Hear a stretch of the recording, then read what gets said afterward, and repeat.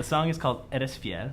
It's by Israel Houghton, and it's more of a gospel-style worship song, but it's performed in Spanish. And the English translation is actually the one that they do in the radio, and it's called You Are Good. And so it's a worship song, and it's in Spanish, and so it's something that kind of connects a lot of areas of my life in one, and the experience that goes with it. The song is something I had to learn when I went to Guatemala, and so it was a song I had to practice and study and learn.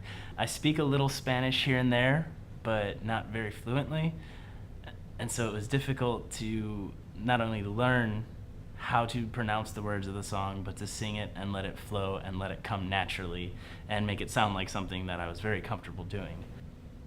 It just brings me back to dancing with my group on stage and watching the kids get into it in their faces and jumping and clapping and just kind of going crazy and having a good time. Some schools were very formal, so for you to come in as an energetic person and tell them, okay, get off your seats, we're gonna dance, we're gonna have fun, when their school's always telling them you can't do things like that, is something that it's just not only foreign to them, it's just dangerous. They don't want to do that. And so, but there was other schools we went to where the kids were just rocking out. You know, I'd have some other songs that I'd do where I'd start headbanging, and you'd see the little kids going up and headbanging and throwing up rock fists, which is weird because I didn't think Guatemalan kids knew what the rock fist was.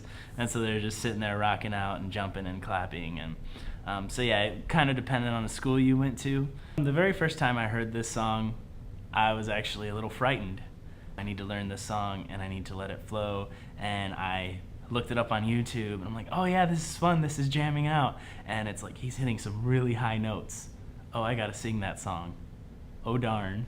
And I have to learn the language. Oh darn. And so it was actually kind of scary the very first time I heard it, and so it wasn't something that I was overly excited about, but as I learned it, as I practiced it, I grew to really love the song and really appreciate what it meant. Gente de toda lengua y nación, de generación de generación, which basically means like people of every nation, from generation to generation. And so it's saying that people throughout the ages will worship.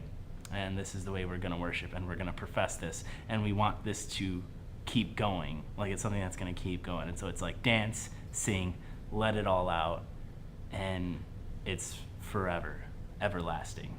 And so that's kind of something that's beautiful to me. The interesting thing about the song is if you listen to it, there's just this energy, and you can hear the backup singers and you can hear all the musicians that they're just really getting into it, and they're really just giving it all, and his energy and his little vocal cues, and sometimes he'll have his vocal solos where he'll just go and start making noises, oh yeah, and he just keeps going and going and going. It's just one of those things this is the epitome of what worship is. It's like you're giving it all. You're just going all out. You're having a good time. You're dancing, you're clapping, and who cares what people think?